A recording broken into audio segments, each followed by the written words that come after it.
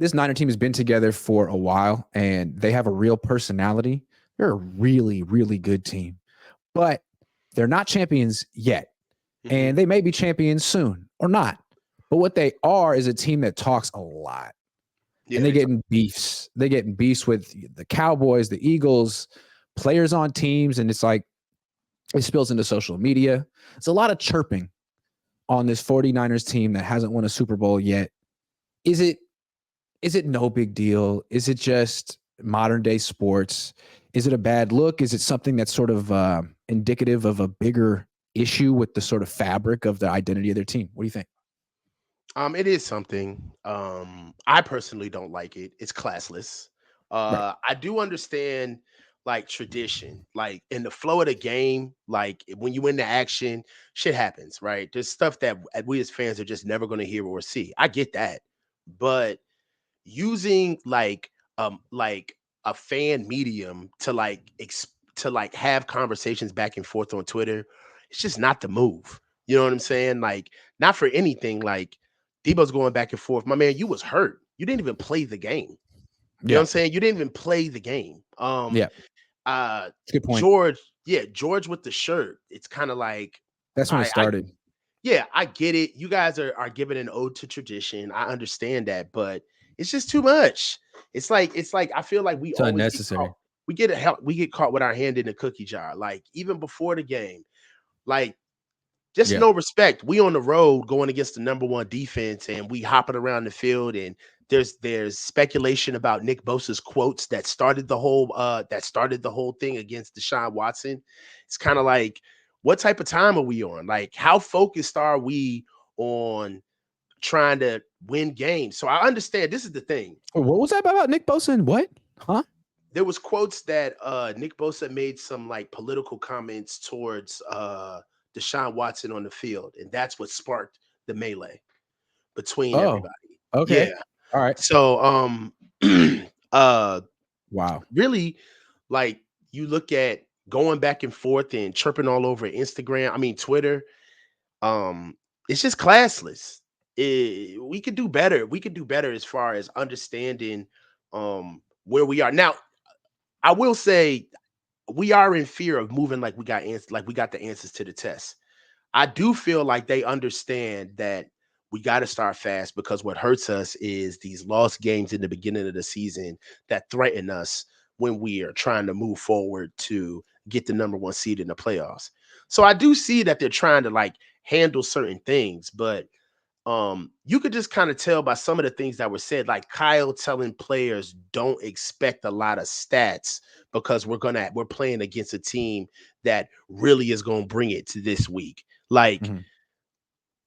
for me, from a coaching perspective, like saying that to your guys is almost indicative of saying during camp, when you do, I mean during the game, when you do think you guys can beat somebody's ass, like, yo, these guys suck, we should be able to kill them. And like, that's not good either. You know what I'm Yeah. saying? Like, letting them Yeah. know, like, hey, this one's going to be a tough one.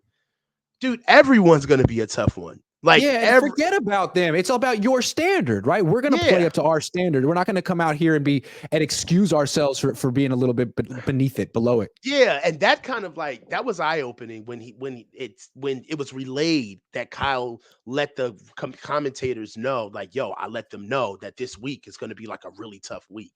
And it's like, well, what do you say to the guys when you say, oh, well, this week isn't going to be tough? And then you get out there and then they show you something that you haven't seen. And then as fans, we're sitting back wondering why it takes so long for you to adjust. You know what I'm saying? Like, maybe you walk into a game thinking that you were going to be able to do something to a team, and there's a little bit of stubbornness that takes in order for you to be able to, one, realize, get over the fact that you've been outcoached, two, make an actual change, and three, execute that change. Right. But a lot of that kind of gets in the way when you come into games like with expectations, right? And coming into the games and expectations is making quotes like that before the game, where it's like, who gives a fuck if they're tough? They're the number one defense in the league. This is the NFL. We on the road. We're supposed to win, period.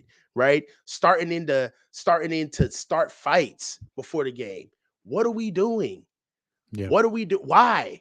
That doesn't even Yeah. look good. You know what I'm Yeah. saying? Then, I mean, a little bit of that still lingering around with Debo going back and forth with CJ Gardner Johnson all over. It's just like, if this is what we have to deal with for the whole season, it's gonna be hard to focus on winning a Super Bowl.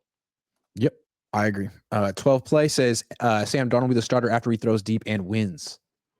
Rome Gut Level says Walsh and Harbaugh would shut that down.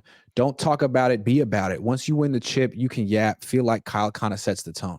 Yeah, that's the thing. I feel like Kyle, his number one characteristic. I mean, like Mike McDaniel has it too. That overwhelming confidence, bordering on, I even say border, is arrogance. Straight up Obnoxious.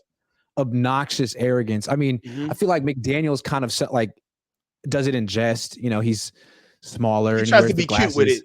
He's Yeah, kind of cute with it. Like he's not taking himself totally seriously. Kyle takes himself totally seriously, very seriously. Yeah. very seriously.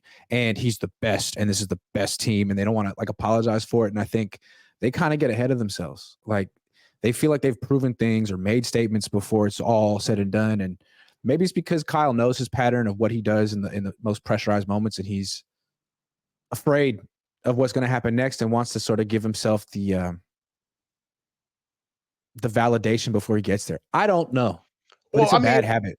I mean, I worked security for a while. Like, you never get worried about the guys who's talking tough, because what they really doing is they talking themselves up.